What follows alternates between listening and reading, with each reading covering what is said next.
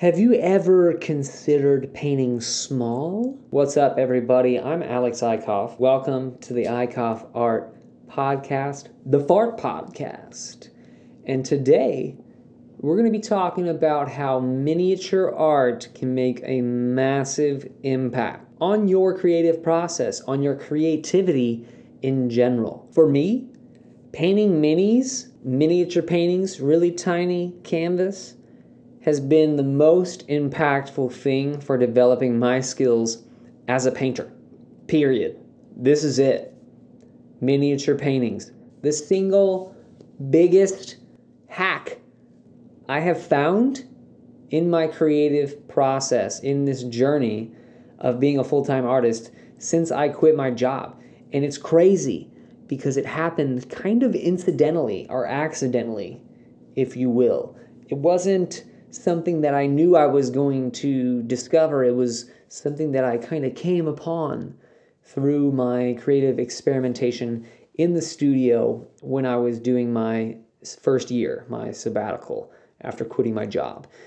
If you don't know my backstory, it's all here. It's on the podcast, or at least the outline of it is. The first episode is actually about how I quit my job, and I saved up a bunch of money so that I didn't have to work for a year, and I used that newfound time to develop my skills as an artist, to create my artistic practice. So if you missed that, make sure you go back. It might give you a little context. Or if not, if you just want to learn about mini paintings, welcome. Thanks for tuning in to this episode. I won't get greedy.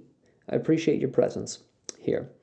And for your presence, I will give you this gift, this wisdom that I have discovered through my own experimentation, trial, and error. So I started painting miniature paintings.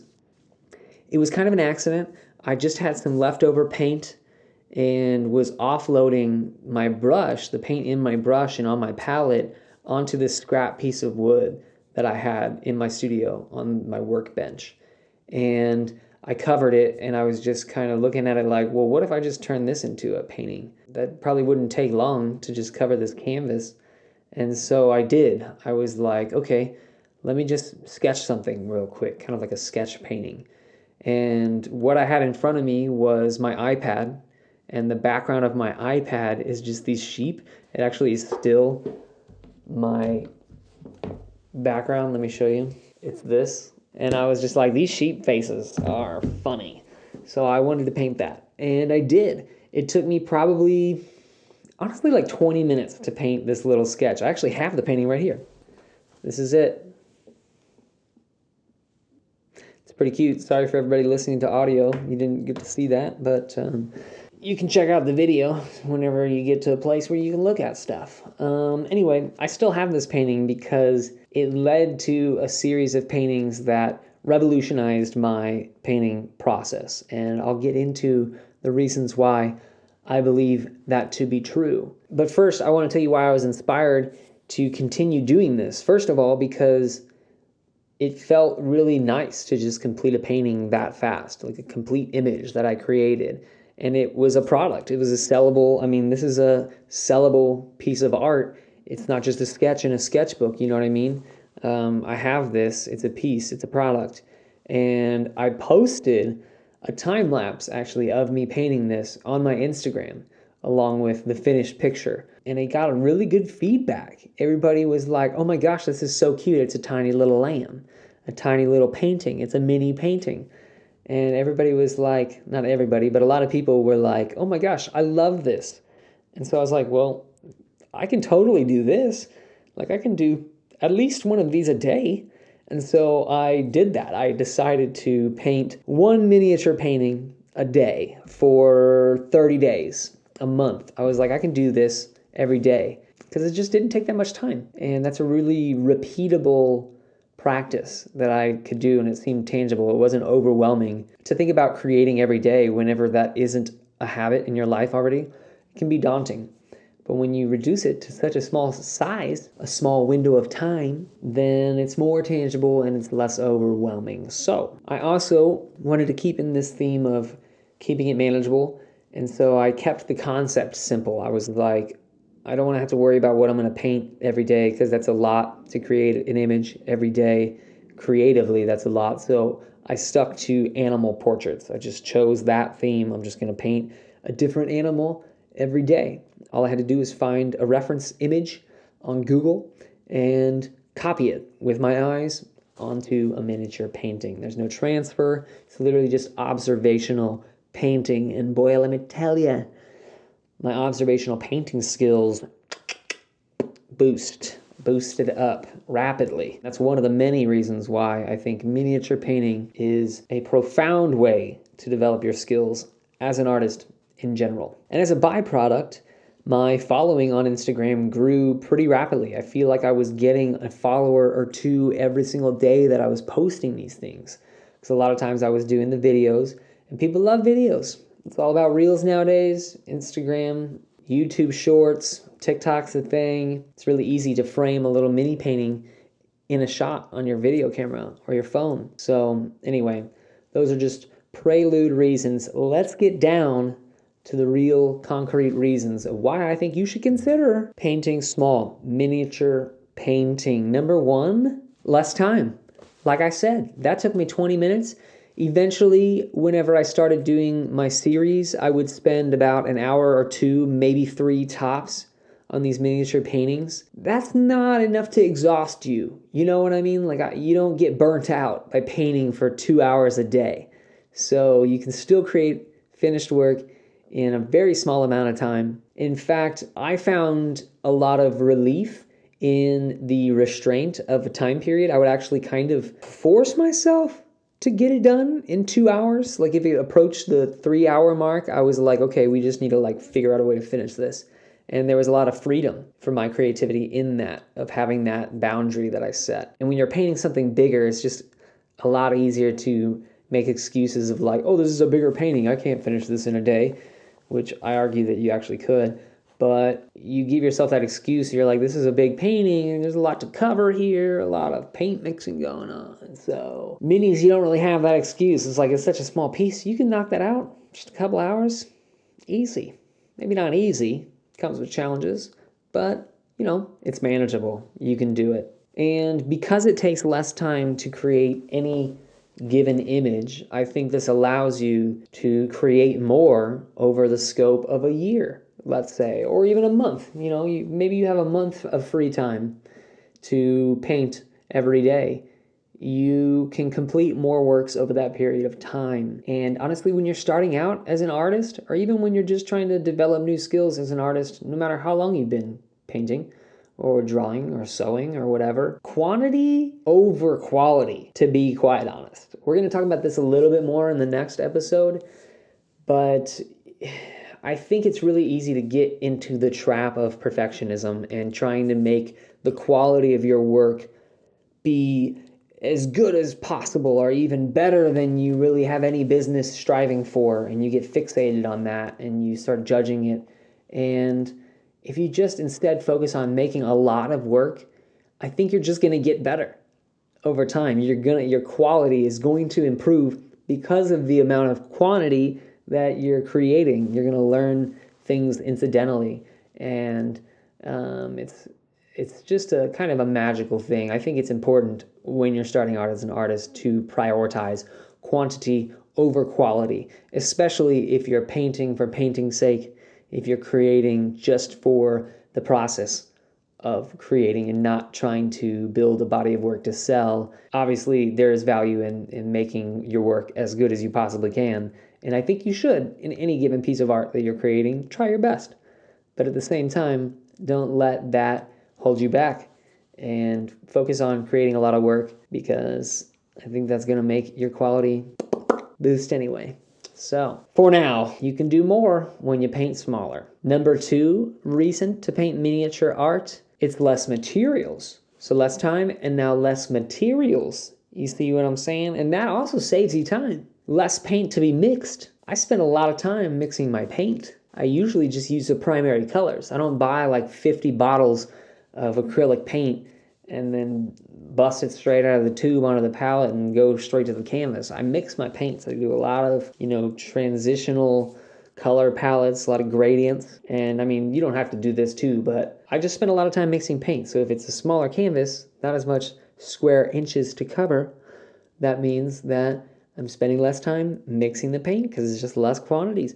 And that's less waste then too. There's less paint that's wasted. A lot of times when I'm working on a big canvas, I'll mix up a whole quart of paint and then only use half of it. I'm like, okay, I guess I'm base coating the next painting with this because I didn't use it on this one. But you can get away with mixing such a little amount of paint, and I think that goes a long way when you're working on a small painting. It allows you to get almost a wider spectrum of colors and value, or like the different values, lights and darks, because, well, I don't really know the reason why. Just, I don't know, play around with it. Maybe you'll figure that out. Yeah, so you're mixing your paint, you're loading your brush up. To load the brush up is to fill the bristles of the brush with the paint. I'll do a demonstration video of this someday whenever I get around to actually making tutorial videos. We'll see if that ever happens. It's going to happen. It's in the works. Stay tuned for that. Make sure you're subscribed so that you don't miss it if and when I do. But you load the brush up before you go onto the canvas. You can just cover a bigger percentage of the canvas with each brush load. That's just science. That's mathematics.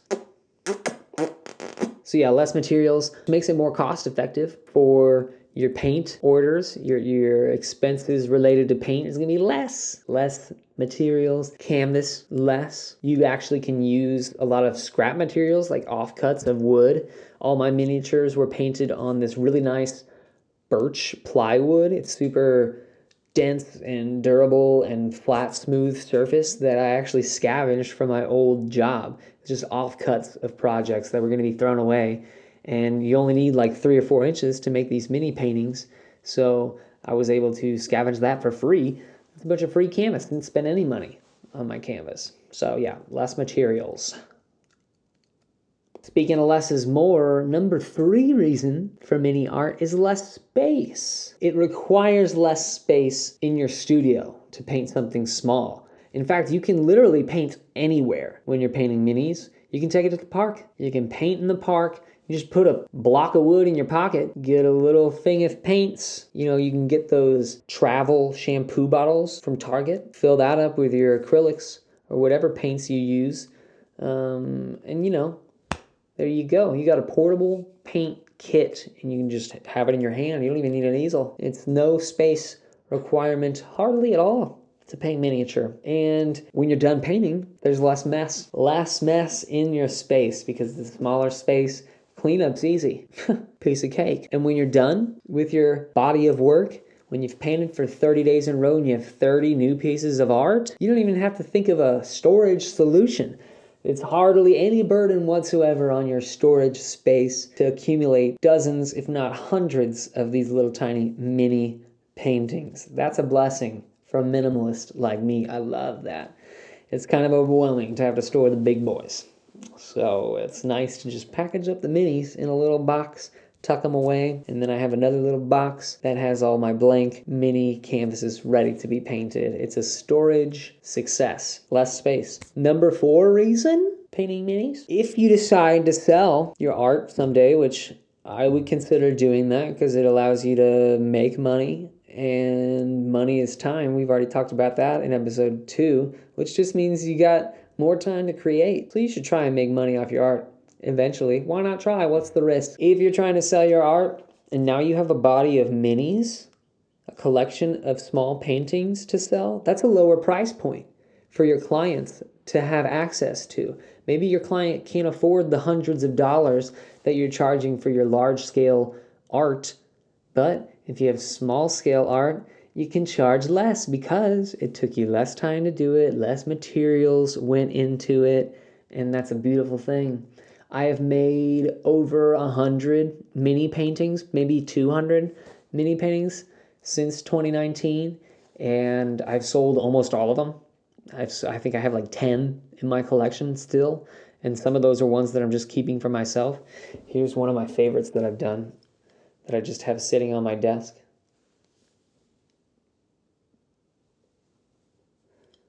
Little mushrooms. I love that painting. And it's not a burden to keep that, because it's so small, it just fits on my desk. So yeah, lower price point. Your art can become more affordable because you do smaller pieces, and then you can send it to new homes. That's wonderful. People like buying original art, and if they can get it for under $100, that's mutually beneficial. In fact, I think that people like miniature art. They like small things. Think about puppies. I like puppies more than grown dogs. I think kittens too. And the same goes for small paintings. I think a lot of people prefer something unique and tiny and cute. It's like a niche in its own. It's a novelty. So, boom.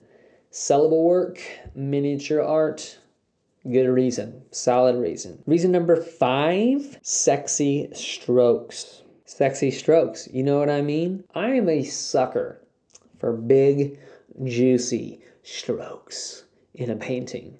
In fact, I have a slight distaste for those paintings that just look like a ton of strokes that are really contrived. And, if it's done right, that can look awesome. I think of some Impressionist painters or Van Gogh, stuff like that. It can look really nice. But I think without the proper technique, it can look messy and it's just like really restricted. Whereas like big, sexy, fluid strokes, I tell you what, folks, it's just magnificent. It's really alluring. It's loose. It's expressive.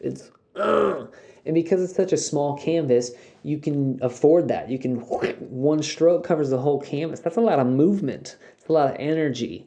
And that is something that is harder to accomplish in a big painting. You still can, but it's easier in a small painting. Each stroke is more significant. It's almost like a higher risk, higher reward thing, right? Because you can mess up. You can be applying a stroke to an area where you've got it really rendered and really nice looking, and then you put a stroke and you hit it fat. You hit it too fat and heavy, and now you just fucked it up. You fucked up all that hard work, and that's frustrating. But man, if you get one right, hit it right where it's supposed to be, ooh, that just looks great. My pants are dry, just for the record, but big sexy strokes, boom, tiny painting.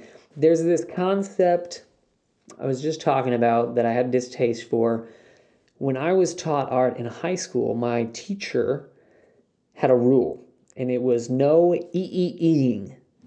Ee-ee-eeing is that kind of like carved etch look. Like if you're drawing a circle and you do one fluid line, even if it's imperfect and not an exact circle, it's one line, so it looks smooth. And to me, that's a little bit more appealing than somebody who got a perfect circle but had to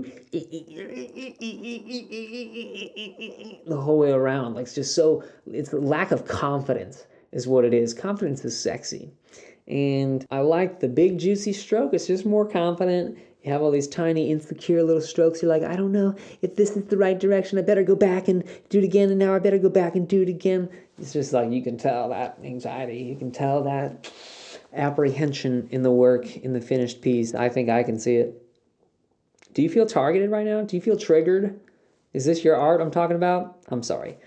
I hope I didn't offend you. I'd rather see EEE drawings than no drawings at all. How about that? So if you have to EEE to make the circle, keep EEEing. But I'm going to challenge you to make the big sexy strokes, the confident one go. Just take a shot, baby. You take more shots, you're going to get better at the shot. And mini paintings are a good avenue to do so. It's just the nature of the beast. Moving on. My last reason, my last pitch for you to convince you to adopt this creative habit of painting small or creating anything small. Hopefully this can translate across mediums. I think it can to an extent. I'm just a painter, so those are the examples that I use. And this is, doesn't seem like as much of a perk, but it is, I promise. It's the challenge of painting small. That's my 6th reason. It is challenging to paint small. It requires a lot more focus, a lot more attention to detail. You're kind of hunching over and you're practicing really minute movements of your hand that you might not have developed before. But because you're challenging yourself in those areas, you're going to improve. Your dexterity is going to get boosted, right? You're going to get better at those micro movements. And there is a balance to this. You can't get super comfortable and stuck in those tiny hand movements when you move to a big canvas. You're going to want to move your elbow and even your shoulders and eventually your whole bang body. So, maybe jump back and forth. If you paint 30 mini paintings, paint a big painting so you can break out of that. But, those tiny dexterous movements maybe aren't something that you need to use in a big painting. So when you do a mini painting, it just gives you a reason to build that tool for your arsenal of sexy strokes. I'm telling you, challenge yourself. That's how you grow. So it's not bad that they're challenging. It's good. It might be frustrating at first, but the more you do, the better you'll get. And I will say that even though it's challenging, there is a benefit to painting small that you might not get in a large scale that will work to your advantage. It's something you can kind of lean on. And that is the concept of compression. So when you're painting a big thing or you're drawing on a normal size canvas or doing any sort of 2D or even 3D work for sure, compression is the act of moving away from the image or whatever art you're creating, or even if you squint. I do this face. I'm looking at my art, and that kind of takes away all the insignificant details and leaves the essential elements of the composition, of the value structure, the highs and lows, the contrast. You can kind of see the direction, the balance, the composition of your piece. And with mini paintings, that becomes a little bit easier because it's already kind of compressed. In fact, you kind of have to get zoomed in to even work on it. So yeah, I think that's a benefit. All the other challenges kind of balance out because of the ease of compression and how well you can do that. So yeah, those are my reasons to summarize this whole discussion, this one-way discussion where I'm talking at you and you're not replying, which you could reply in the comments. You could send me a message. You can email me. I think my email is somewhere on my YouTube page. If it's not, it's on my website, and that's definitely linked on my YouTube page. So anyway, to sum up this rant, mini paintings are really great for your art practice. Miniature art in general is great for your art practice because it takes less time to make it, takes less materials, less of an investment up front, financially, time-wise, stress-wise, space-wise. Save space, takes up less space, less time, materials, space. Those things combined equals rapid growth. I promise, it just does. And it also is a really great practice for the art of finishing. I think the art of finishing is a great, if not essential, skill. It's a skill set to finish work. And this is what we're going to talk about in the next episode. Finishing versus perfection. It's something that all artists need to figure out. It's the thing that I value almost at the top of my hierarchy of needs as an artist, and it's one of the things that I attribute to any of my success. If I've had any, it's because I have a good art of finishing. I know when to quit, I know when to put the paintbrush down and call it done, and I know how to get there because I've done a lot of work. And when you paint small, you can do more work, so you're going to get better at that just incidentally, naturally. Don't even have to think about that. And whenever you get good at that, it's just going to be a confidence boost. You're going to feel more competent at what you do. And competence breeds confidence. And when you're confident, you can make more sexy strokes, baby. And when you're confident, you just will have less anxiety when starting new work. I'm not going to say it gets rid of it totally. I feel pretty competent at painting, but every painting I start, I still have a little bit of anxiety of what if I don't know how to do this? What if I just suck all of a sudden? That goes away more and more the more you do and the more confident you become. So do this and you'll become more confident. And, maybe you challenge yourself to do what I did and do one a day. Or, if you're not painting at all, maybe one a week. And then by the end of the year, you'll have 50 new paintings, over 50 new paintings of mini art. And that's a body of work, folks. That's a body of work. And if you want to develop your skills and your style, I haven't even talked about style. If If you want to develop your style, create a body of work like this. Create a bunch of stuff. You're going to develop a style eventually. And I think style is one of the most important things for an artist to develop. It's the brand. That's what it is. It's you become identifiable through your style. And honestly, style makes it more fun to create. So we'll talk about that in a future episode for sure. We can talk about that for days. How to develop your style, how to inspire your style. Anyway, you'll find your style a lot quicker if you do mini paintings.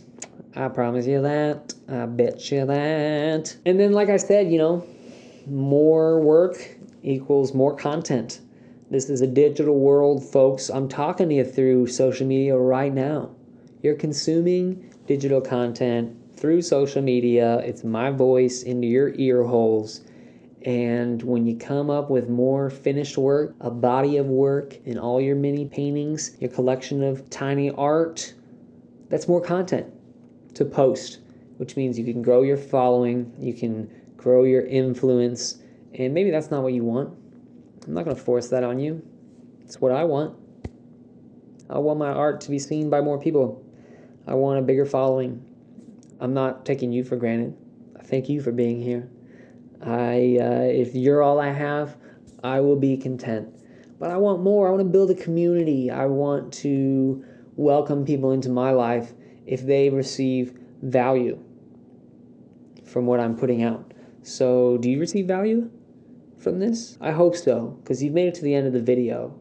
And if you didn't receive value, then I just wasted like 20 or 30 minutes of your time, and I'm really sorry about that, but I mean, it's your fault you listened. But thank you for doing so. I really appreciate you sticking around. If you did receive value, please give me some feedback. That'd be awesome. I'd love to know if this helped you in any way. Did it inspire you? Did it inform you of something new? Are you more motivated to paint mini art because of this podcast episode? And if you did receive value, consider subscribing too. Leave a comment, ring that bell on YouTube. If you're listening to this on a podcast, subscribe, follow the podcast. More to come, much more to come.